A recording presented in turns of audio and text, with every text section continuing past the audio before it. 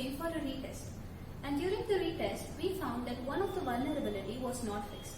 And that one vulnerability was CORS, CORS, which stands for Cross Origin Resource Sharing. When we asked them how they have fixed it, they told us that they have implemented it on the code side. And that's when we understood where the problem was. So, CORS is a server-side header. If you're going to fix it on the code side, it's not going to fix the issue at all.